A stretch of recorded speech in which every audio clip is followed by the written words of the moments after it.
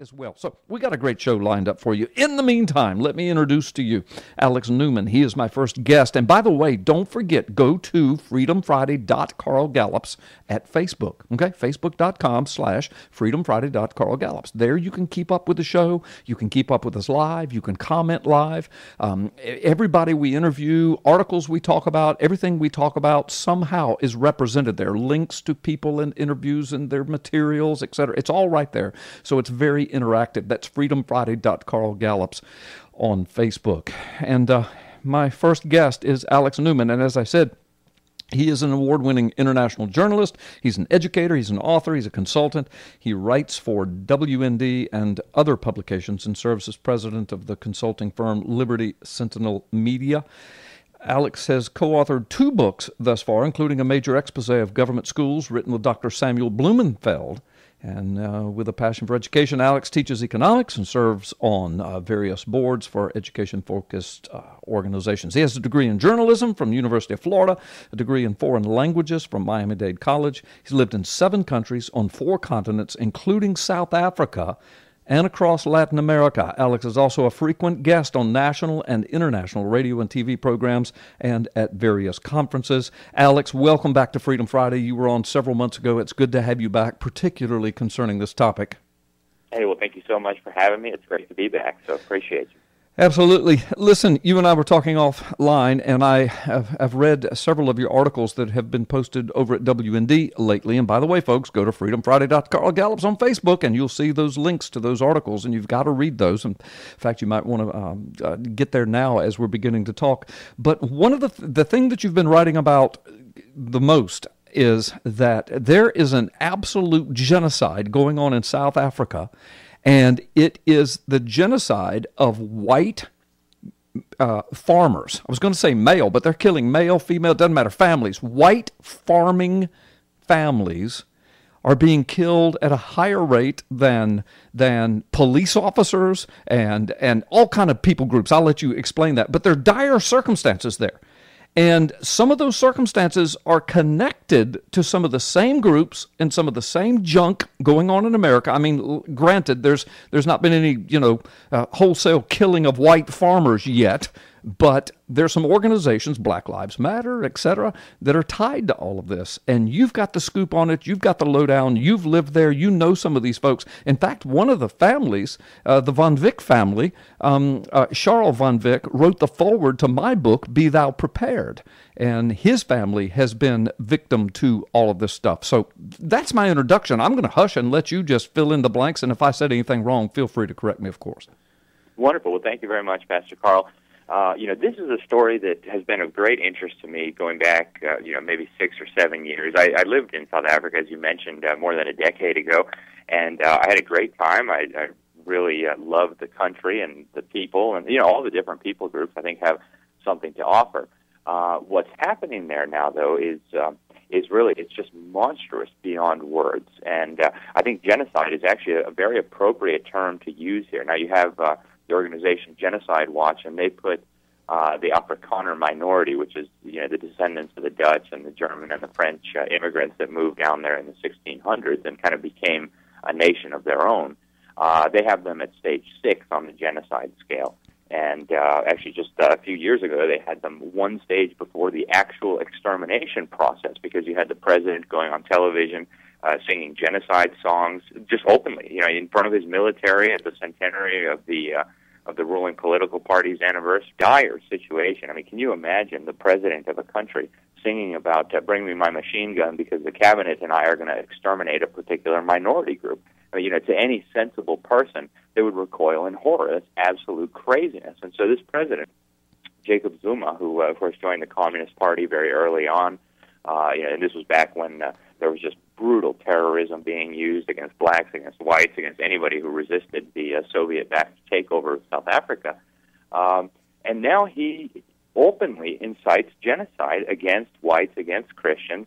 He's said before that Christians are the cause of all the problems in South Africa. He said the cause of all the problems in South Africa was also... You mean that he calls them the bitter clingers? Yeah, it's almost the exact same kind of rhetoric you had from Obama, just more extreme. Yes. And, it's incredible, and he really is inciting genocide against whites and against Christians, and people really are going out and doing unspeakable things on a massive scale against completely innocent people. I mean, if you read my article, I went through just a very brief sampling of some of the recent farm attacks. You have, people being filled with holes. These people are torturing them with electric drills. They're using blow torches to burn them, and they just torture them for days and days. Children, women, old people, doesn't matter. And then sometimes they kill them, sometimes they don't. And the only purpose for this is to exterminate this minority group. It's monstrous, but it's happening on a massive scale, and nobody's paying attention. That's the most incredible part. Yeah, let me tell the people from your article. So since the 1990s, there have been some 4,000 murders of white farmers and a total of some 15,000 farm attacks in that period. And as you said, the media is all but totally silent about it. Yep. And to put those figures into perspective, too, that's bad enough on its own, but when people realize there was, when apartheid came down, the Afrikaner minority and the whites voted to surrender power in 1992 after a relentless international campaign by the Soviet Union, by the Cubans, by the East Germans, by the U.S. government, and by others. So they voted to surrender power and move toward this one person, one vote democracy, rainbow nation. After that happened, there was about 85,000 commercial farms out there. Today, there's about 30 to 35,000 because nobody dares to farm anymore. So when you realize, the South African farming community is very small. When you put those numbers into perspective, we're talking 3,000, 4,000 people murdered out of a total of maybe 50, 60, 70,000. Yeah. Over a period of 20 years, you realize this is incredible. I mean, there is no other group in the world that faces this kind of slaughter. I mean, you're much less likely to be killed as an American soldier in Iraq or Afghanistan or Syria than you are as a farmer in South Africa. And it's not just murder. Again, some of the most unspeakable savage crimes. I mean, raping babies with bottles, pouring gasoline down people's throats. It's just incredible. Yeah. No, I read your article, forcing them to drink Clorox. All burying them alive, suffocating them. I mean, amazing, horrendous stuff. And let me just read a couple sentences from your article here. So, I quoted the statistics: 15,000 farm attacks since the 1990s, 4,000 murders, and people say, yeah, but since the 1990s, I mean, big deal. Okay, so let's bring it right up to today. All right, so into 2017, we're just four months in, there have been dozens, with an S, of recorded farm murders since in 2017 so far, and we just started the year, and they average one farm attack per day. Every single day, a farm is attacked in South Africa, white South African farmers. And then you go on to say that white South African farmers are between 2 and 3 times more likely to be murdered than even the South African police, and they're also more likely to be murdered and killed than U.S. troops serving in Iraq and Afghanistan, which you just said, and it's in the article. I mean, that's astounding. That's astounding, Alex. It is. And, the government not only ignores this, they encourage this. Like I said, the president goes on TV and sings genocide songs, bring me my machine guns, we're going to shoot the boar, and the whole cabinet's going to help me shoot the boar. And they make it much more difficult to find out how bad this problem is because, they stopped keeping statistics by race because they wanted to conceal this. And when somebody tried to bring it up in Parliament, there's actually a political party that I interviewed for this article, the Freedom Front Plus. They tried to organize some hearings on this in Parliament. Why do we have this extermination, this deliberate, engineered, government-backed extermination of white farmers? So they started talking about this, and one of the government ministers, a member of the cabinet from the African National Congress, the ANC of Nelson Mandela, which governs the country in a partnership with, literally, it's not figuratively, governs the country in a partnership with the South African Communist Party. When somebody was talking about this in Parliament, one of these ministers from the ANC stands up and he says, good, bury them alive. Yeah. Can you imagine this happening in any other country? Can you imagine if that happened in the United States or in Canada or anywhere? They would be on the front page of every newspaper all over the world.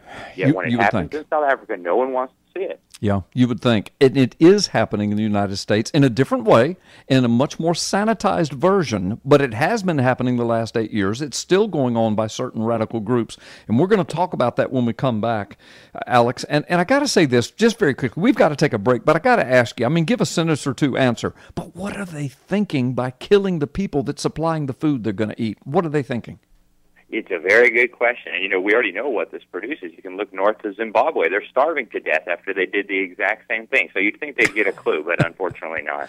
Amazing. So when we come back, I'm going to ask you to tie it in to what's happening in America, and they're actually some of the same people, some of the same groups involved. Folks, you're listening to Freedom Friday with Carl Gallups. My first guest is Alex Newman, and we're talking about some amazing stuff. You don't want to go anywhere. We'll be right back after this break. See you on the other side. All right, welcome back, Gulf Coast. Welcome back, America. And welcome back, Alex Newman, my guest this afternoon in this first segment, award-winning international journalist, educator, author, consultant. And Alex, so you've lived in South Africa. You're writing about this, what's happening. It's absolutely astounding. By the way, I had you on my show several months ago because you wrote a book, Crimes of the Educators, How Utopians Are Using Government Schools to Destroy America's Children. You remember that book, don't you, Alex? I certainly do, yeah, and I remember our interviews. Yeah, for the opportunity. Yeah, no, it was great. Great book. Enjoyed it myself. But you think Crimes of the Educators, but there's some, we'll put quotes around it. Crimes of the media going on in the United States and around the world concerning what's happening in South Africa, as well as and there are all kinds of reasons. I'm going to let you give the reasons why you think they're not covering it. But one of the subtle reasons has to be, at least in my opinion, if I'm wrong or you disagree, you feel free to correct me or disagree. But one of the subtle reasons I think that they're not covering is because a lot of the same stuff is going on in the United States in a much more sanitized, there's another word I'm looking for, I can't grab it, but a much more sanitized version. Political leaders, from the president on down in the last administration, stirring up racial hatred and discord, and we've watched it erupt in civil disobedience, and that could have been my son, and the shooting down of police officers in the streets like dogs, and you say that there are some of the same people involved in this. So let me hush. You tie all that together, but start with why you think the media is ignoring this internationally. Well, thanks again, Pastor Carl. I really appreciate it. And I think really ultimately this all goes back to the same source. The father of lies, of course, the prince of this world has a great deal of influence, whether that be over the media or the government education system or whatever you want to look at. He's always around, and he will be. We live in a fallen world, so until Christ returns, we're going to have to deal with this problem of evil. I think that's one of the big reasons why the media is so corrupt and why they're so good at promoting evil and so bad at actually exposing evil. Ephesians tells us we need to reprove evil. So, when you're dealing with a media that's absolutely corrupt to the core, it's no surprise when they not only don't reprove evil, but they encourage it. So I think a big part of the problem why the media wants to ignore all of this is that the media actually played a big role in this. I was still too young to remember, but back in the 80s and early 90s, the media played a very large role in bringing about what we're seeing in South Africa today. There was all kinds of different options. There was different ideas. Apartheid was already being dismantled, but the media and the Western establishment, I'm talking, Council on Foreign Relations, people in Washington, D.C., they all demanded that that the surrender of power be immediate, that they move toward this system of quote-unquote democracy, that no other alternative be explored. And there was many, many blacks who were opposed to handing power to communists and terrorists in South Africa. And, if anybody thinks that's an extreme statement, well, our government put the ANC and Nelson Mandela on the terrorist list. They weren't even removed until 2008, so it's hardly a controversial statement. And there was a lot of black groups and white groups in South Africa who said, no, this is a terrible idea. Let's think about this a little bit instead of just going straight to handing all the power to this Soviet-backed militant organization that has been murdering people, that has been putting tires around black people's necks and setting them on fire for opposing their policies. But no, the media had to have it their way. The Rockefellers and the Council on Foreign Relations and the media all demanded this. And so now we see the fruits of that, and now nobody wants to look at it because some people still have a memory. They'd say, oh, yeah, so that was the result of what you were advocating for. So I think really that's some of the key reasons why the media is concealing this. And to touch on the second point you mentioned, I've argued this for years, and I think it's becoming more and more clear.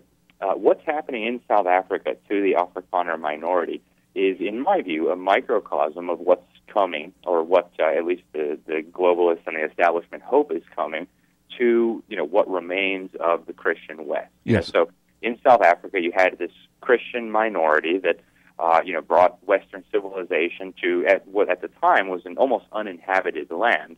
And, I think people in America really have trouble understanding this because we have a different point of reference. But the chasm between the culture of the Afrikaners, Western Christians, farmers, and, some of these African people groups that exist in South Africa to this day that, worship ancestors and things like that, it's enormous. A good friend of mine explained it to me like, imagine taking farmers from Kansas and dropping them in the middle of Rwanda and saying, now you guys are going to have a democracy. It's, a very hard thing to understand, but you can see where it would lead. So there was all kinds of different proposals to do things, in a different way, but the establishment insisted on this. And so I think people need to realize that we're moving toward this global system. The UN is now constantly declaring itself to be the global government. The last Secretary General said the UN is now the parliament of humanity. So what's going to happen to what remains of the Christian West under this system that they're talking about imposing us? Well, we'll be a tiny, outnumbered minority with no ability to control our own destiny, no ability to control our own schools and our own education and our own institutions. And, I think what's happening to the Afrikaner community in South Africa is essentially a sneak preview of what will come to the remnant in the Christian West if we allow this all to continue. Yeah, so. No, that's well said. And, and so in South Africa, listen, we've only got about a minute and a half, so I'm going to set this up and let you talk about it very quickly. But there are thousands of Christian Afrikaners in South Africa that they've joined a nonviolent Christian preparedness group. And we're constantly telling Christians in America, you need to be prepared. You need to be prepared. Civil unrest. And people say, well, Donald Trump's in. He's our savior. No, he's not. And he won't always be there. What are we going to do when a Hillary Clinton or a Barack Obama kind of person comes back to power? Go ahead. That's exactly right. And, this group, I actually had the pleasure of meeting two of their members not too long ago. They're essentially preppers, but, they really have something to be prepping about. If you look at the situation in South Africa, it's on the verge of a complete and total meltdown. Even F.W. de Klerk, the man who helped dismantle apartheid, won a Nobel Prize with Nelson Mandela, says the government is trying to bring about racial confrontation, the collapse of society. So, it's obvious that under those kinds of circumstances, people need to prepare. So this is one group that's doing that. I actually wrote a profile on this group in WND. I encourage people to check it out.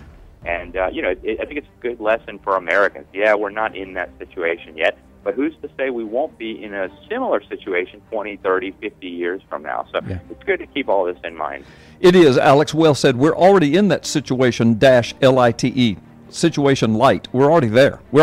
And all it takes is a change in leadership, which is going to happen one day. Alex, thank you. We'll have you back to discuss this more. God bless you. And folks, God bless you, and thank you for listening. Freedom Friday with Carl Gallups. We'll be back after this time out. Don't go anywhere.